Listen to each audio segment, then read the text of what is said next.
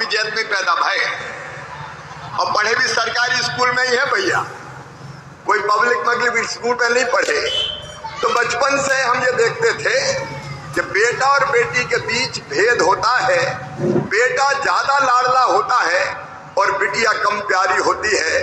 कई बार तो बेटियां कोख में मारी जाने लगी स्थिति पैदा हुई, तब मन में वेदना होती थी महाराज जी कि हे भगवान वो दिन कब आएगा जब बेटा और बेटी बराबर माने जाएं। बीच में महाराज जी मैं विधायक बन गया, मैं आज कन्या विवाह के अवसर पर वो घटना सुनाना चाहता हूँ। पद यात्रा कर रहा था, हम तो पाँव भी खूब घूमे। तो एक गांव में गए तो बेटी की शादी थी, अनाथ थी। तो गांव के लोगों ने कहा कि आप विधायक हो, बिटिया की शादी का इंतजाम करवा दो, सरकारी सहायता दिलवा दो, इसके माता पिता नहीं है। तो मैंने कहा शादी कब है? बोले परसों ही है। मैंने कहा सरकारी सहायता में तो बरसों लग जाएंगे। और तभी मन में भाव आया क्या एक शादी हम नहीं कर सकते? और उस बिटिया की शादी अपने मित्रों के सहयोग से की तो इतना आनंद प्राप्त हुआ, मैं उसका शब्दों में बयान नहीं कर सकता। लेकिन उसके बाद फिर हमने महाराज जी क्रम शुरू किया। हमारे क्षेत्र की जो निर्धन बेटियां थी उनके विवाह का मित्रों के सहयोग से, और मुख्यमंत्री बनते ही महाराज जी सबसे पहली योजना मैंने कोई बनाई तो इस योजना का नाम था मुख्यमंत्री कन्या विवाह योजना। और मध्य प्रदेश की धरती पर हजारों शादी सरकार क्यों न करे?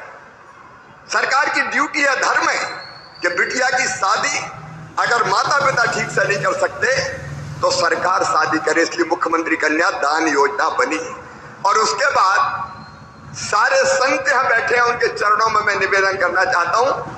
लाडली लक्ष्मी योजना बनी जिसमें तय किया कि मध्य प्रदेश की धरती पर कोई बिटिया पैदा होगी तो वो लखपति होगी, लखपति, बोझ नहीं बनेगी, वरदान बनेगी। उसमें से लाडली लक्ष्मी योजना है। मैं उसमें ज्यादा समय नहीं लगाता, सबको पता है मध्य प्रदेश वालों को 44 लाख लाडली लक्ष्मी बेटियां आज मध्य प्रदेश की धरती पर हैं, जिनकी शिक्षा दीक्षा से लेकर सारा इंतजाम भगवान की कृपा से सरकार करती है।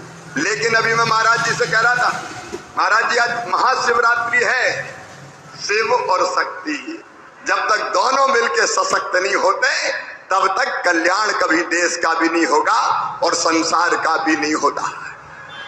इसलिए एक भाव मेरे मन में आया कि हमारी बहनें सशक्त होनी चाहिए, क्योंकि बहनें सशक्त तो प्रदेश सशक्त, प्रदेश सशक्त तो देश सशक्त। और फिर हम भी तो भैया है, जब बेटियों के मामा भय तो बहनों के भैया भय के नहीं भय, तो बहनों के भैया है। अब भैया सावन के महीना में एक दान आते हैं, बहन को लिवा के ले जाते हैं या बहन के घर आते हैं, राखी बंधवाते हैं, उपहार देते हैं। दिल ने कहा कि तू भी तो भैया है तो तू भी तो कोई उपहार दे। लेकिन मुझे लगा कि साल में एक बार देने से काम नहीं चलेगा, और इसलिए एक योजना मैंने महाराज जी को बताई। एक योजना और बन गई, लाडली बहना योजना। अब हर गरीब बहन जो मध्य प्रदेश की निवासी है उनके खाते में हर महीना 1000 रुपया डाला जाएगा, साल में 12,000 रुपया। और उस रुपया का उपयोग बेटा बेटी को दूध पिलाने में करेगी, फल खिलाने में करेगी, सब्जी खिलाने में करेगी, परिवार को मजबूत बनाएगी। कभी पतिदेव को भी जरूरत पड़ गई तो आज तो वो मांगने वाली है, दे दो 100 रुपया 200 रुपया। और कई बार पति की डांट भी खा लेती, चल नहीं है, लेकिन वो पैसा बचा के रखेगी तो वक्त बेवक्त जरूरत पड़ेगी तो पतिदेव से भी कहेगी ले ये रखें, ले जाओ, उनका काम भी चला देगा। और सास बहू का प्रेम भी बढ़ जाएगा। सासू जी कहेगी हर महीना 1000 रुपया आ रहे तो बहुए भी घी चुपी रोटी खुआओ। महाराज जी आज बेटियों को देख के मुझे ये प्रसंग याद आ गए। मैं आपको प्रणाम करता हूँ, सब संतों को प्रणाम करता हूँ। और देखो भैया, भगवान को प्राप्त करना जीवन का अंतिम लक्ष्य है, परमात्मा की प्राप्ति। और भगवान कैसे प्राप्त होंगे?